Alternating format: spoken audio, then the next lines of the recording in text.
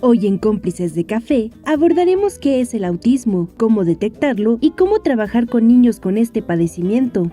Hoy en el menú, el mundo del autismo.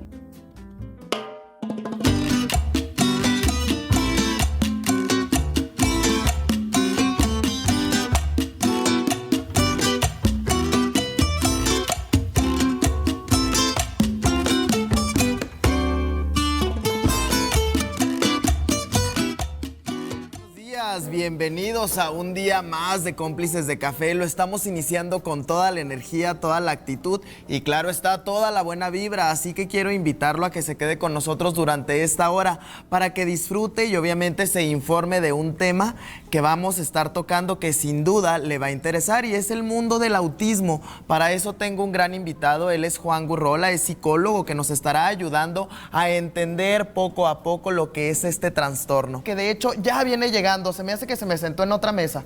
No, ahí viene de este lado. ¿Cómo estás, Juan? Bienvenido. Buenos días. Adelante, pásale. Gracias, gracias. Oye, me tomé la libertad de pedirte un café. Gracias. No sabía si te gustaba con endulzante o no, pero bueno, en lo que te lo vas preparando, vamos platicando de lo que es el autismo. Y vamos a definir a grandes rasgos en esta primera intervención lo que es el autismo. Ok, bueno, hay distintas definiciones con respecto al trastorno del espectro autista. Hay algunas que son científicas, por decirlo de alguna manera, que se manejan en los manuales diagnósticos que utilizamos pues, los encargados de atender a la salud mental. Hay otra que trabaja o se describe desde un enfoque conductual. Y yo les voy a compartir mi definición personal, ¿no? Hablando acerca de los manuales diagnósticos, nos dice que es una alteración cualitativamente significativa en dos principales áreas del desarrollo. En las conductas, que son conductas raras, por decirlo de alguna manera, conductas estereotipadas, conductas que de alguna otra manera son muy peculiares en su presentación. Y pues la otra son las dificultades en la interacción social recíproca, es decir, a estos chicos o a estas chicas se les dificulta poderse relacionar con las demás personas. Esa es la definición dentro de los manuales diagnósticos. Dentro de la definición un poco más conductual nos dice que el autismo es una presencia de déficits o excesos, es decir, déficits en cuanto a conductas o excesos en cuanto a habilidad, por decirlo de alguna manera. Y desde mi punto de vista, el autismo para mí es enseñarle a las personas lo que aprendes en la vida diaria. Es decir, lo que nosotros aprendemos en la interacción con las demás personas, pues ellos de alguna otra manera hay que tratar de enseñarles como tal. ¿A qué edades lo podemos empezar a identificar? Ok, bueno, se comenta que a partir del 1 año y medio aparecen algunas señales de alarma, algunos foquitos rojos que se están prendiendo ahí, que de alguna otra manera nos pueden decir que hay una alteración en cuanto al desarrollo. Realmente se están elaborando instrumentos para poder diagnosticarlos a edades tempranas. Hay que reconocer que muchos de los instrumentos diagnósticos nos dicen que antes de los 2 años existe una probabilidad de que padezca el trastorno. No quiere decir que se diagnostique como tal. La edad dorada para el diagnóstico de autismo es entre los 4 y los 5 años. Sin embargo, pues las señales de alarma incluso llegan a aparecer desde los 3 meses. Hay una gran amiga que está en Barcelona, que es Yadira Esparza, una persona excepcional en el tema del autismo. Para mí, en 5 años, ella va a ser la persona que más conozca del tema de autismo en México. Ella está desarrollando un instrumento para poder diagnosticar el autismo dentro de los primeros 3 meses de vida. Lo invito a que se quede. Amigos, ¿estás bien? ¿Te pido algo? Sí, Pampa, estoy bien. Gracias, gracias. Joven.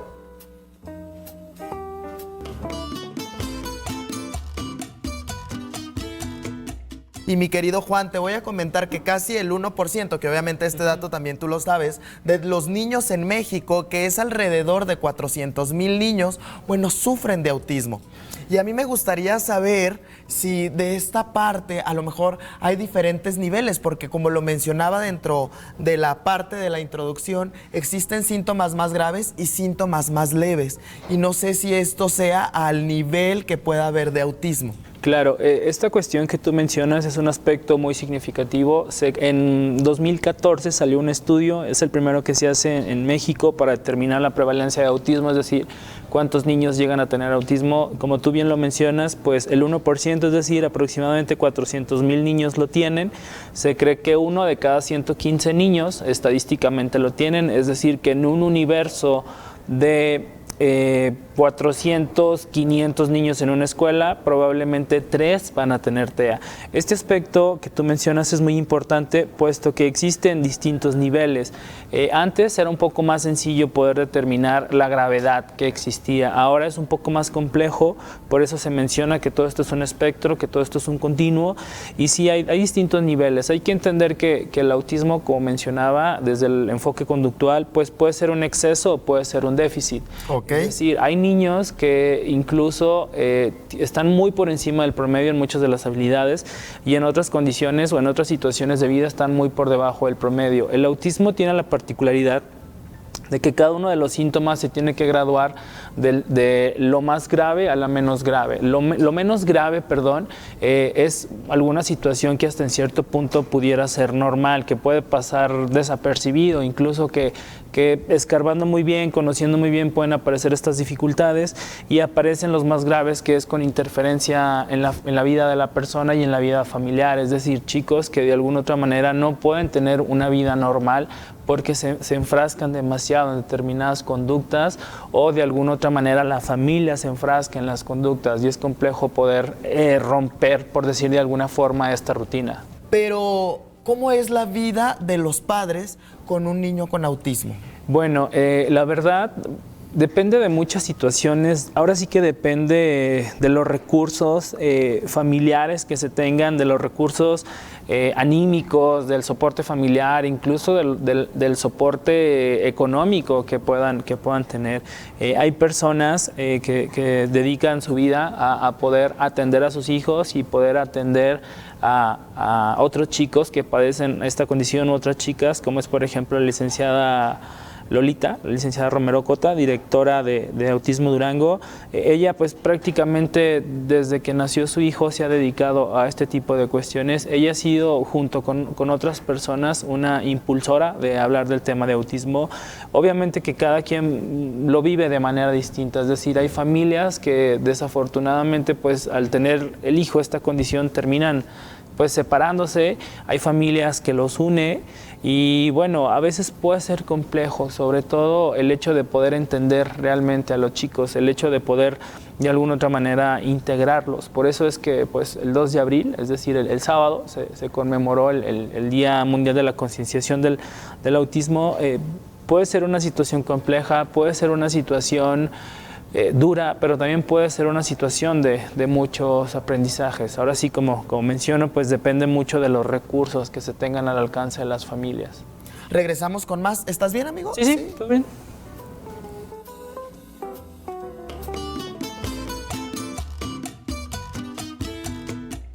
Por lo tanto, ¿me acompañas a disfrutar del Expreso del Día? Adelante.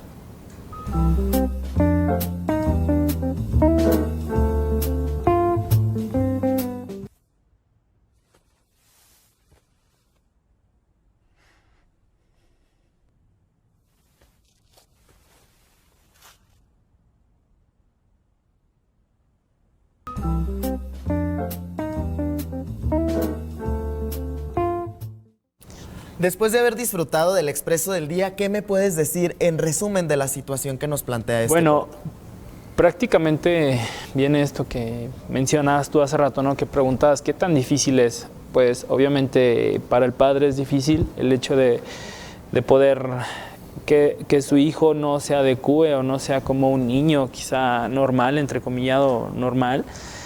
Pero obviamente es un video que de alguna otra manera nos pone a pensar y a reflexionar sobre esta situación, sobre esta condición. Obviamente yo creo que nosotros nos tenemos que adecuar al mundo de ellos y después que ellos traten de adecuarse al de nosotros. Mi querido Juan, yo quisiera que me plantearas esta parte, porque la mayoría de los niños con trastornos generalizados del desarrollo también sufren, en su mayoría, que estamos hablando de un 70%, de retraso mental. ¿A qué se debe esto? Ok, obviamente esta situación que les mencionaba hace rato tiene que ver con la cuestión de a mayor inteligencia y a mayor lenguaje, menos autismo, y pues a menor inteligencia y a menor lenguaje, más autismo. Obviamente hay que entender que el retraso mental o la discapacidad intelectual, como se conoce en la actualidad, es un trastorno que va dentro del neurodesarrollo, donde se encuentran los trastornos del espectro autista, Y obviamente la relación que existe es muy marcada. Hay muchos chicos que por el mismo nivel de inteligencia que tienen no van a quizá poder alcanzar una funcionalidad o algunas situaciones académicas, pero sí va ligado muchas veces a estas cuestiones. Me imagino que es durante la gestación cuando se generan este tipo de dificultades que de alguna otra manera pues sí determinan mucho la presentación del TEA. Sin duda, esta parte de que a veces se menciona que son enfermedades o trastornos curables, como ya lo mencionaste en un momento, pues no es cierto, ¿verdad? Se pueden desarrollar en la vida cotidiana en diferentes ámbitos, pero deben de tener cuidados especializados. Sí, hay algunas cuestiones, por ejemplo, que son bastante significativas. Una de las principales dificultades que llega a aparecer dentro del trastorno como tal son los déficits sensoriales. ¿Qué quiere decir esto? Por ejemplo, nosotros de alguna otra manera, aquí en el estudio pues está bastante iluminado y podemos tolerar la luz. Hay chicos que con el trastorno esta luz les puede molestar. Entonces, al haber una molestia y no poderlo expresar de la manera apropiada, van a tener algún tipo de comportamiento que puede ser peculiar, extraño o que salga de la norma. En este caso sí hay que tener algunos cuidados, sobre todo cuando existen crisis sensoriales, cuando existen de alguna otra manera situaciones que hacen que su comportamiento caiga. Obviamente también depende mucho de los padres. Veíamos en el video de que el papá de alguna otra manera sobreprotege al niño y no le permite como que hacer ciertas cuestiones. A mí siempre me gusta platicar esta historia. Una vez iba un domingo por la calle de Libertad aquí en Durango y de repente me encontré a Alberto, al hijo de Lolita, la presidenta de Autismo Durango. Alberto es un chico que en ese momento yo creo que tendría algunos 23, 24 años. Íbamos una amiga y yo que lo conoce, que estuvo trabajando con ella.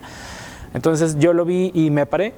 Alberto es un chico que tiene algunas dificultades y yo creo que muchas personas lo conocemos pues, desde hace años, ¿no? Entonces yo venía manejando y lo vi y me paré. Y le decía a Fernanda Ríos, le decía, háblale a Lolita y déjame, voy con Alberto para ver qué pasó, quizás se perdió, ¿no? Y ya no le contesta y luego me acerco yo con Alberto y en eso le marco a su mamá y le digo, licenciada, ¿qué tal? ¿Cómo está? ¿Sabe qué le hablo? Porque me acabo de encontrar a Alberto aquí en la calle y a lo mejor se perdió. Me dice, ¿dónde está? Le digo, aquí en Libertad y Canelas. Ah, es que se salió a pasear. Todos los domingos, cuando venimos, creo que con su abuelita, no sé con quién, él se sale a caminar, se va 1 hora. Y fue así como que... Y ya es un recorrido que él conoce, exacto, obviamente, ¿no? Y obviamente a mí me gustó mucho y siempre lo pongo de ejemplo porque... A veces nosotros los limitamos, a veces nosotros creemos que no lo pueden hacer y él andaba caminando y paseando y me dice, créeme que no es la primera vez que me marcan, pero mucha gente ya sabe, entonces pues ya nada más pasa y lo saluda, ¿no? Porque a veces creemos que no tienen la capacidad. Por lo tanto, ¿estás bien? Sí, sí. Joven.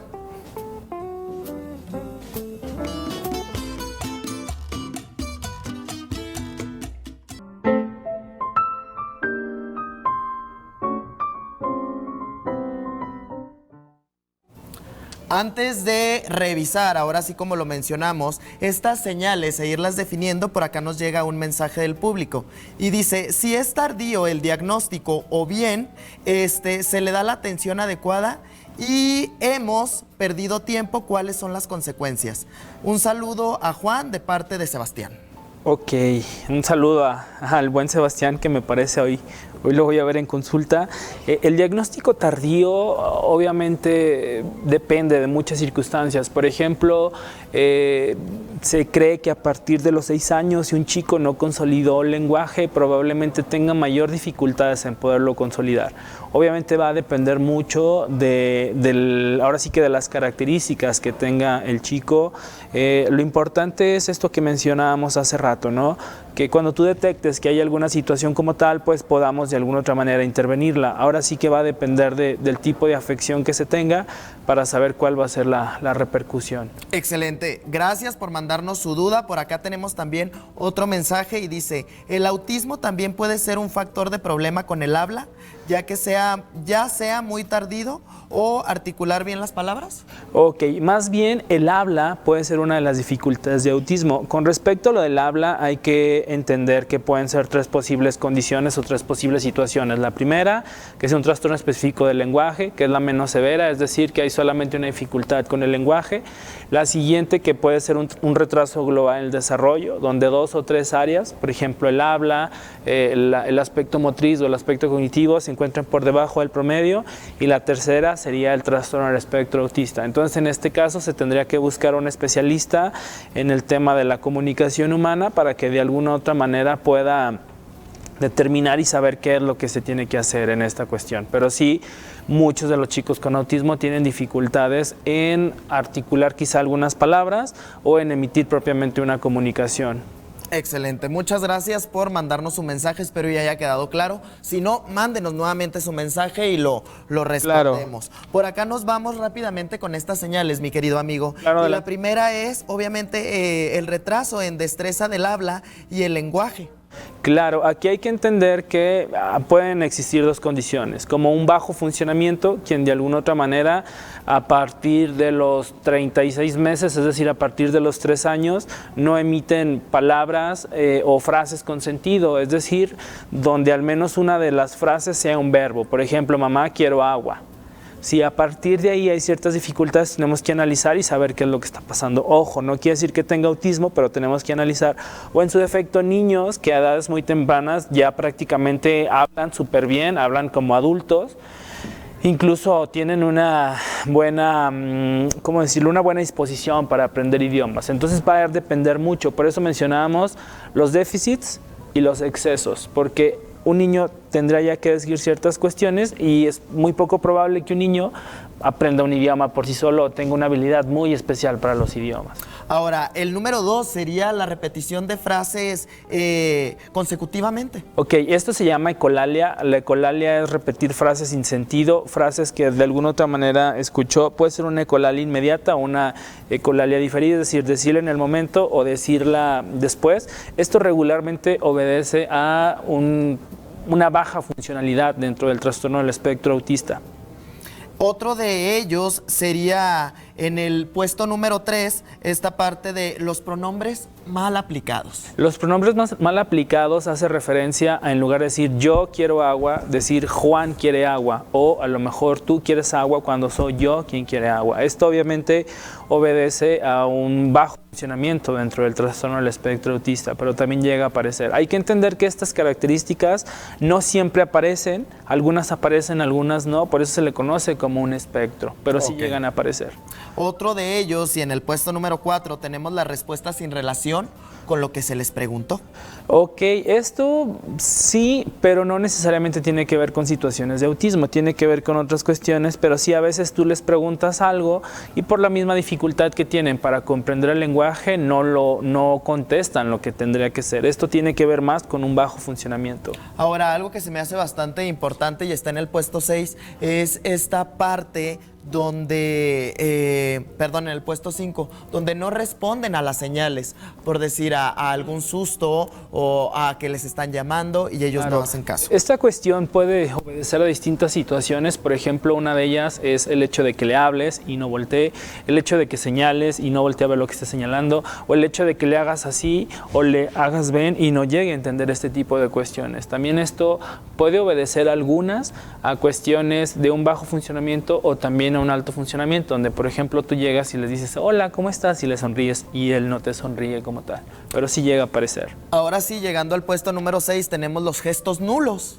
Ajá, pareciera que muchos de los chicos siempre su expresión facial es la misma, pareciera que es una máscara la que usan porque no llegan a hacer muchos gestos, no llegan a gesticular tanto con la cara como a hacer mímica con las manos. Hay que entender que toda esta gesticulación y toda esta mímica hace referencia a darle mayor énfasis a lo que nosotros queremos decir. Aparece en las dos situaciones, tanto en un bajo funcionamiento como en un alto funcionamiento. Ahora sí, ya en el puesto 7 y con este último terminamos, mi querido amigo, es la habla monótona o robótica o cantada.